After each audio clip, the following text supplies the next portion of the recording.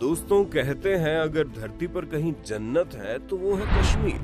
खूबसूरत वादियां, बर्फ से ढकी चादरों की तरह, पहाड़ों की चोटियां और श्रीनगर में गहरी डल झील यहाँ की खूबसूरती को बयां करती है। और जब भी कश्मीर की बात होती है तो अब आर्टिकल 370 और 35A की बात आती है। साथ ही कश्मीर के महाराजा हरि सिंह का नाम भी जरूर आता है। दोस्तों, यहाँ का इतिहास पुराने जमाने से ही बहुत गौरवशाली रहा है। आज हम अपनी वीडियो में महाराजा हरि सिंह और कश्मीर के इतिहास की बात करेंगे। तो चलिए शुरू करते हैं। जम्मू कश्मीर भारत का अभिन्न अंग है।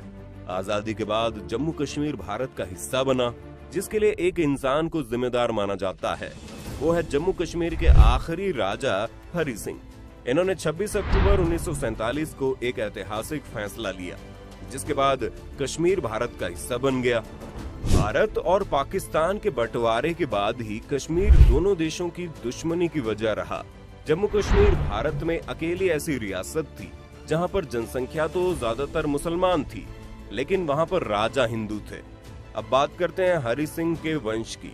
हरि सिंह डोगरा वंश के थे। इस वंश के सबसे पहले राजा गुलाब सिंह थे और इन्हीं के पोते थे हरि सिंह।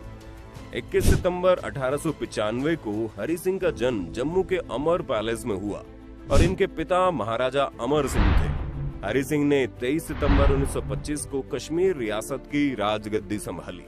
हरि सिंह ने अपनी जिंदगी में 4 शादियां की और वरिष्ठ कांग्रेस नेता और लेखक करण सिंह राजा हरि सिंह के बेटे हैं। 13 साल की उम्र में हरि सिंह अजमेर के मायो कॉलेज में पढ़ने के लिए चले गए और अगले ही साल उनके पिता की मौत हो गई। इसके बाद उनके चाचा प्रताप सिंह को जम्मू कश्मीर का राजा बनाया गया। 20 साल की उम्र में हरि सिंह को जम्मू कश्मीर का मुख्य सेनापति चुना गया और महाराजा हरि सिंह ने 1925 में जम्मू कश्मीर रियासत की बागडोर अपने हाथ में ले ली। हरि सिंह आजकल की या आधुनिक सोच विचार वाले इंसान थे। गद्दी पर बैठने के बाद राजा हरि सिंह ने अपनी रियासत में वैश्यावृत्ति, बाल विवाह और शिक्षा जैसी परंपरा को खत्म कर दिया। उन्होंने राज्य में सभी के लिए प्राथमिक शिक्षा को कंपलसरी कर दिया। ये उस वक्त एक बड़ा कदम था जो राजा हरि सिंह ने अपनी रियासत को एजुकेशन देने के लिए उठाया था। हरि सिंह ने दलित हिंदू लोगों के लिए लोगों के सभी मंदिरों के दरवाजे खुलवा दिए और ये फैसला उन्होंने 1929 में लिया था। हरि सिंह ने अपने शासन काल में जाति प्रथा, वैश्यावृत्ति जैसी प्रथाओं को खत्म करने के लिए और कई सामाजिक सुधार के काम किए। महाराजा हरि सिंह मुस्लिम लीग और उनकी सांप्रदायिक सोच के खिलाफ थे और दूसरे विश्व युद्ध के टाइम पर 1944 से 1946 तक शाही युद्ध मंत्री मंडल के सदस्य भी रहे। 26 अक्टूबर 1947 को महाराजा हरि सिंह ने जम्मू कश्मीर का भारत में विलय उसी संवैधानिक विलय पत्र के आधार पर किया, जिसके आधार पर बाकी रियासतों का भारत में विलय हुआ था। उस वक्त महाराजा हरि सिंह ने विलय पत्र में लिखा था कि मेरे इस विलय पत्र की शर्तों में भारतीय अधिनियम 1947 के किसी भी संशोधन के जरिए बदलाव नहीं किया जाएगा, जब तक मैं खुद इस बदलाव के लिए तैयार ना हूँ। राजा हरि सिंह ने साफ कहा था कि किसी सूरत में इस इंस्ट्रूमेंट ऑफ एक्सेशन को नहीं तोड़ा जाएगा, जब तक इसे बदलने के लिए मैं तैयार ना हूँ, और यह अधिकार सिर्फ महाराजा हरि सिंह के पास होगा। अब पाकिस्तान की सोच की बात करते हैं। पाकिस्तान कश्मीर के बारे में हमेशा से ही क्या सोचता था? पाकिस्तान चाहता था जम्मू कश्मीर भारत का हिस्सा ना बने, बल्कि पाकिस्तान का हिस्सा बन जाए। इसके लिए वो हर मुमकिन कोशिश कर रहा था, लेकिन महाराजा हरि सिंह पाकिस्तान के साथ जाने के लिए तैयार नहीं थे। इस बात से नाराज होकर पाकिस्तान ने 22 अक्टूबर 1947 को कश्मीर पर हमला कर दिया और मारकाट शुरू कर दी। परेशान होकर राजा हरि सिंह ने 24 अक्टूबर 1947 को पंडित नेहरू और सरदार पटेल से बात की। उससे पहले महाराजा हरि सिंह किसी भी देश के साथ, चाहे वो पाकिस्तान हो या भारत हो, अपनी रियासत शामिल नहीं करना चाहते थे। वो अपनी अलग ही रियासत रखना चाहते थे, मगर पाकिस्तान के हमले से परेशान होकर भारत के साथ आने का फैसला लिया और पंडित नेहरू और सरदार पटेल से मदद मांगी।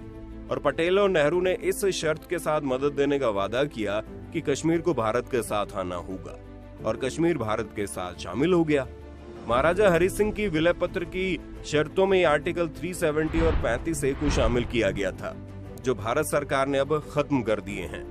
महाराजा हरि सिंह ने अपनी जिंदगी के आखिरी पल जम्मू की अपनी हरि निवास में बिताए। उनकी मौत 26 अप्रैल 1969 को मुंबई में हुई। उनकी ख्वाहिश के मुताबिक उनकी राख को जम्मू लाया गया और तावी नदी में बहा दिया गया। ये तो थी महाराजा हरि सिंह की कहानी। अब भारतीय इतिहास में शामिल कश्मीर का इतिहास भी है। अब इसके इतिहास पर नजर डालते हैं और देखते हैं यहाँ पर डोगरा वंश के पहले किन किन राजवंशों ने शासन किया और यहाँ की सामाजिक, आर्थिक और राजनीतिक कंडीशन में क्या क्या उतार चढ़ाव आए।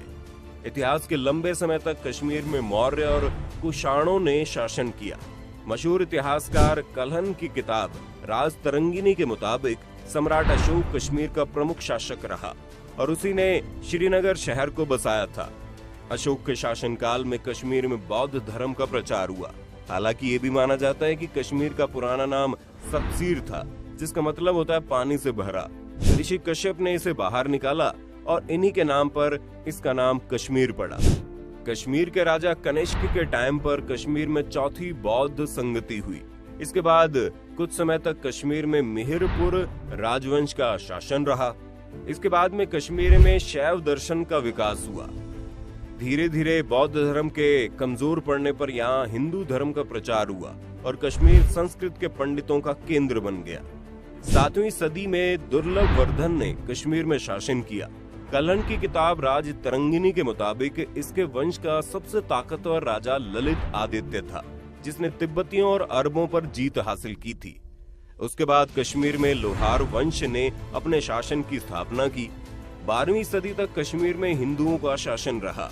1339 में कश्मीर में मुसलमानों का शासन हो गया और शाह मीर शमशुद्दीन ने वहां पर अपना शासन चलाया। इसके बाद शाह जैनुल आबिदीन ने कश्मीर पर हुकूमत की और इसे कश्मीर के अकबर के नाम से जाना जाता है। उसने सभी धर्मों को बराबर सम्मान दिया, यानी एक जैसा समझा, और उसके कारण कश्मीर घाटी में ज्यादातर लोग मुसलमान हो गए। 1586 में अकबर के शासनकाल में कश्मीर में मुगल शासन आया और लंबे समय तक कश्मीर मुगल शासन का हिस्सा रहा। 1772 में मुगल शासन कमजोर पड़ गया और बाद में अहमद शाह अब्दाली ने कश्मीर को जीत लिया और उसके बाद 1819 तक कश्मीर में अफगानों का शासन रहा। 1820 में कश्मीर पर महाराजा रणजीत सिंह का शासन हुआ। हालांकि 1840 में हुए लाहौर समझौते के तहत उस वक्त के भारत के गवर्नर जनरल लॉर्ड हार्डिंग ने कश्मीरी राज्यों के आसपास के पहाड़ी राज्यों का अधिकार राजा गुलाब सिंह को दे दिया। इसके अलावा सिखों के साम्राज्य पंचचा से जुड़ी कश्मीरी राज्यों को उन्हें बेच दिया। उस दौर में गुलाब सिंह का राज्य लद्दाख और बलूचिस्तान तक था। राजा गुलाब सिंह का निधन 1857 में हुआ और उसके बाद उनके पुत्र महाराजा अमर सिंह कश्मीर के शासक बने। इसके बाद प्रताप सिंह शासक बने। इसके बाद 1925 में हरि सिंह कश्मीर का राजा बने। इस तरह आजादी के वक्त कश्मीर पर डोगरा वंश का शासन रहा और 26 अक्टूबर 1947 को भारत में कश्मीर को मिला दिया गया। दोस्तों, लगता है अब आपको कश्मीर की असल कहानी समझ आ गई होगी, किस तरह से ये हमारे देश का हिस्सा बना। आपको क्या लगता है, कश्मीर से राजा हरि सिंह की शर्त वाले